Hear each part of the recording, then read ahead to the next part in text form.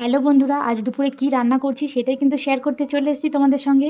তো সবাই কেমন আছো? আশা করছি খুব ভালো আছো। আমিও কিন্তু অনেক ভালো আছি। তো দেখে নাও আজকে আমরা দুপুরে কি রান্না করব। এই যে পেঁপেগুলো কিন্তু খুব ছোট ছোট করে কেটে নিয়েছি। এটা ভাজা হবে, আর হবে ডিম দিয়ে, ফুলকপি দিয়ে, আলু দিয়ে তরকারি। তো দেখো, তার জন্য কিন্তু দুটো ডিম সেদ্ধ করে রেখেছি, আলুগুলোকে হালকা সেদ্ধ করেছি, পেঁয়াজ কুচি আর ফোড়নের জন্য রেখেছি তেজপাতা, গোটা গরম মশলা, জিরে, আর এখানে টমেটো, ধনেপাতা, কাঁচা লঙ্কা, আদা, রসুন সব হালকা করে সেদ্ধ করে নিয়ে তারপর কিন্তু রেখেছি, এটা পেস্ট করব। আর যে গরম জলটা হয়েছিল ওই গরম জলটা কিন্তু ফেলে দিইনি, ওইটাতে কিন্তু ফুলকপিগুলো ভিজিয়ে রেখে দিয়েছি। তো দেখো, পেস্ট করে নিয়ে চলে এসেছি। আর এখন কিন্তু আমি কড়াইটাতে তেল দিয়ে ভালো করে তেলটাকে গরম করে নেব। ফুলকপিটা যেহেতু শীতের ফুলকপি, খুবই নরম হয়, এই জন্য কিন্তু গরম জলে আর সেদ্ধ করব না, জাস্ট গরম জলটা ওর মধ্যে রেখে দেবো, তাতে যতটা যা হয় হলো।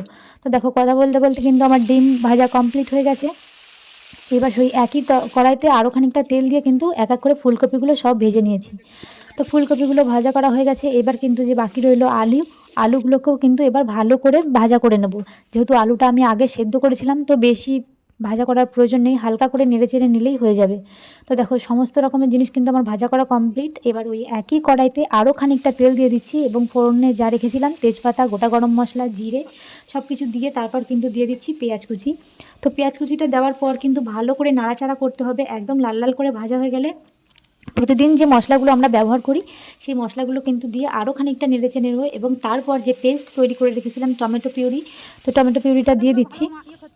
তো দেখো, টমেটো পিউরিটা দেওয়ার পর কিন্তু আবারও ভালো করে নাড়াচাড়া করে তারপর যা ভেজে রেখেছিলাম সবজি, ফুলকপি, আলু, সেই ফুলকপি আলু দিয়ে ভালো করে নেড়ে চেড়ে তারপর দিয়ে দিচ্ছি জল, এবং জলটা ফুটে আসলে দিয়ে দেবো ডিমগুলো দেওয়ার পর কিন্তু বেশি আর ফোটানোর দরকার নেই, আলু সেদ্ধ হওয়া পর্যন্ত অপেক্ষা করে তারপর কিন্তু নামিয়ে ফেলবো। তো তোমাদের কেমন লাগলো ভিডিওটা জানিও, আর রান্নাটা কিন্তু অবশ্যই ট্রাই করো।